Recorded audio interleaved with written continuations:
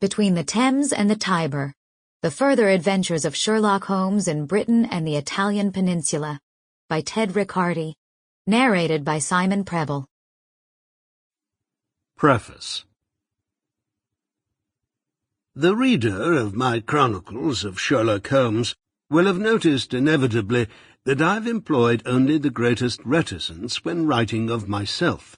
This is, of course, as I deem it should be, for the public, which spends so much of its time perusing these adventures, is ever greedy for what it can learn of the great detective, and while it sometimes speculates about the life and origin of his friend, the good doctor remains most appropriately, in my sincere judgment, in the background, a useful second to the great master of detection. An unexpected event in the not-so-distant past, however, leads me now to break somewhat with the rules that I imposed upon my editorship, for though personal to me, it impinges on Holmes's work, and the way in which it was carried out in the volume that follows. In the fall of 1900, I received notice from Coombs and Heriot, barristers at law in Cornwall, that I had fallen heir to the estate of an uncle who had passed on.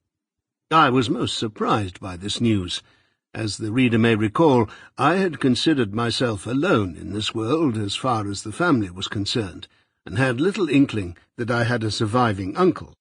My elder brother and I were the only children of older parents who had passed on just before I left for Afghanistan in 1878, and they rarely spoke of any of their relations.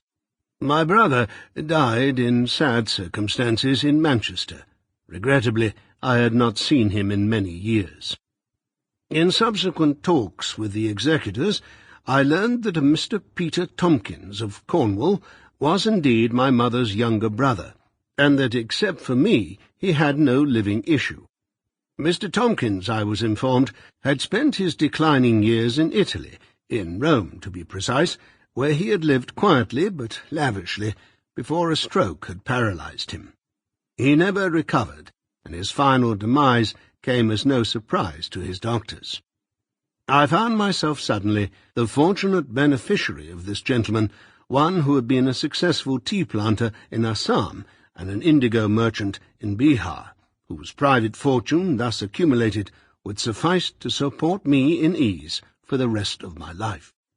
It is curious that he lived in Rome for many years, and not far from where Holmes and I had set up our living quarters. Neither Holmes nor I ever ran into him. He was, I gather, a recluse, who lived alone except for an Indian servant. Sample complete. Ready to continue?